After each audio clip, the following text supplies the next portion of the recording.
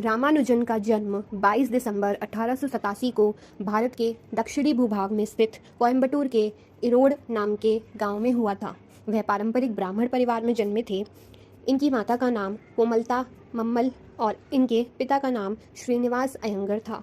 इनका बचपन मुख्यतः कुंभकोणम में बीता था, जो कि अपने प्राचीन मंदिरों के लिए जाना जाता है। बचपन में रामानुजन का बौद्धिक विकास सामान्य बालकों जैसा नहीं था। यह 3 वर्ष की आयु तक बोलना भी नहीं सीख पाए थे। जब इतनी बड़ी आयु तक रामानुजन ने बोलना आरंभ नहीं किया तो सबको चिंता हुई कि कहीं यह गूंगे तो नहीं है। बाद के वर्षों में जब उन्होंने विद्यालय में प्रवेश लिया तो भी पारंपरिक शिक्षा में इनका कभी मन नहीं लगा। रामानुजन ने 10 वर्ष की आयु में प्राइमरी परीक्षा में पूरे जिले में सबसे अधिक अंक प्राप्त किया और आगे की शिक्षा के लिए टाउन स्कूल पहुंचे। रामानुजन को प्रश्न पूछना बहुत पसंद था। उनके प्रश्न अध्यापकों को कभी कभी बहुत अटपटे लगते थे, जैसे कि संसार में पहला पुरुष कौन था, पृथ्वी और बादलों के बीच की दूरी कितनी होती है। रामानुजन का व्यवहार बहुत ही मधुर था।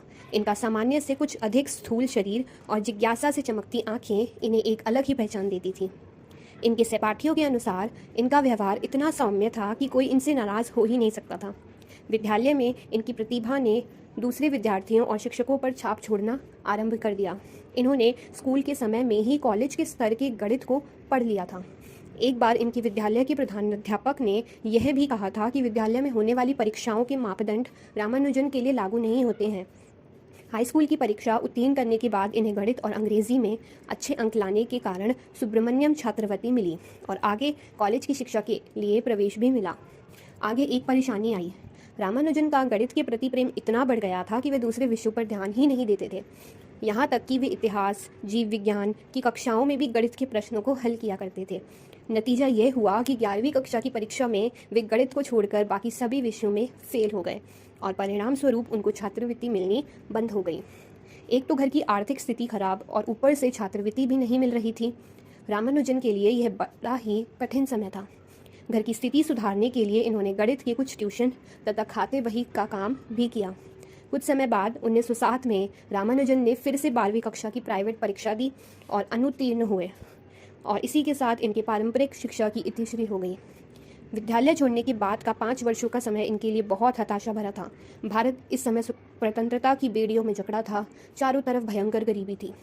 ऐसे समय में रामानुजन के पास ना कोई नौकरी थी और ना ही किसी संस्थान अथवा प्रोफेसर के साथ काम करने का मौका। बस उनका ईश्वर पर अटूट विश्वास और गणित के प्रति अगाध श्रद्धा ने उन्हें कर्तव्य मार्ग पर चलने के लिए सदैव प्रेरित किया। नामगिरी देवी रामानुजन के परिवार की इष्ट देवी थी। उनके प्रति अटूट विश्वास ने उन्हें कहीं रुकने नहीं दिया और वे इतनी विपरीत परिस्थितियों में भी गणित के अपने शोध को चलाते रहे। इस समय रामानुजन को ट्यूशन से कुल 5 रुपये मासिक मिलते थे और इसी में गुजारा होता था। रामानुजन का यह जीवन काल बहुत कष्ट और दुख से भरा था। इन्हें हमेशा अपने भरण पोषण के लिए और अपनी शिक्षा को जारी रखने के लिए इधर उधर भटकना पड़ा और अनेक लोगों से असफल याचना भी करनी पड़ी। वर्ष 1908 में इनके माता पिता ने इनका विवाह जानकी नामक कन्या से कर दिया। विवाह हो जाने के बाद अब इनके लिए सब कुछ भूलकर गणित में डूबना संभव नहीं था, अतः वे नौकरी की तलाश में मद्रास आए। 12वीं की परीक्षा उत्तीर्ण न होने की वजह से इन्हें नौकरी नहीं मिली और उनका स्वास्थ्य भी बुरी तरह गिर गया।